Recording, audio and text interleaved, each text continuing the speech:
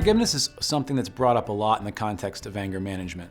Forgiveness, though, it's actually a difficult term oftentimes to define, and it's frequently misunderstood.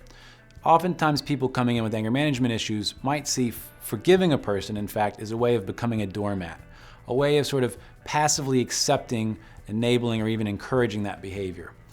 That doesn't have to be the case. In fact, forgiveness does recognize or acknowledge, even accept, that a past transgression or violation occurred.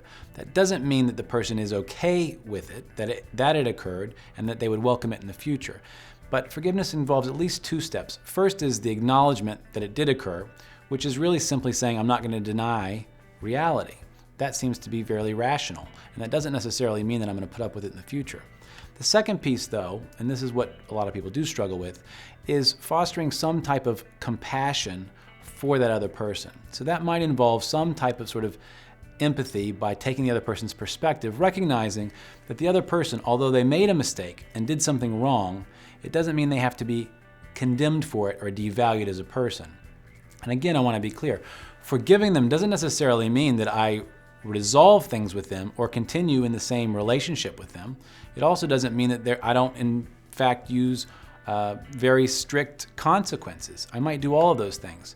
But forgiveness is really about, one, accepting what happened, that it happened. It doesn't mean I'm saying it's good. It means I acknowledge that it occurred. And two, that I'm demonstrating some form of compassion and empathy for that person.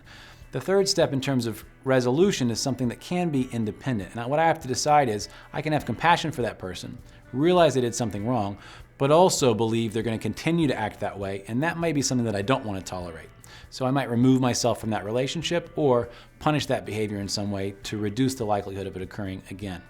The one important thing about forgiveness to keep in mind is that it might be good for the person who violated your standard in a way to be forgiven. Perhaps it helps them, but it's really important to know that forgiveness actually helps us, because what it does seem to indicate is that there are physiological changes that take place when we practice forgiveness that might in fact be good for our physiology, reducing our risks of all kinds of markers that predict coronary artery disease and things like that. So forgiveness isn't about being soft or passive.